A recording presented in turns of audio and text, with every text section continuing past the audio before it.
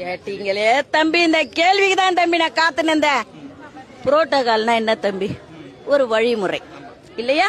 இப்ப தம்பி கேமரா புடிச்சுன்னுக்கிறாரு, நீங்க மைக் புடிச்சுன்னுக்கிறீங்க, நான் பேசினுக்கிறேன், இது ஒரு புரோட்டோகால் இல்லையா? இந்த அம்மா என்ன புரோட்டோகால் பண்ணிச்சு சொல்லு? ஒரு மந்திரிக்கு போய் கொடை புடிச்சு நின்னுது, அது எந்த புரோட்டோகால்ல வருது?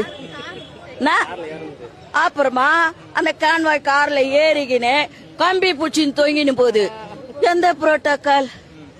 ரெண்டு. மூணாவது, டிட்வா புயல், சென்னை முழுக்க வெள்ளம், மேட்டு மேல ஏறி போய் நின்னுங்கன்னு துளி வெள்ளம் கூட சென்னையிலே இல்லை, அனைவரும் பாதுகாப்பாக இருக்கு, அது என்ன புரோட்டோகால்? மழை தண்ணி போற காவால கொசு வலைய மூடிட்டு வெள்ளம் போய்விட்டது, கொசு வராதுச்சு, அதை விட பரவாயில்ல.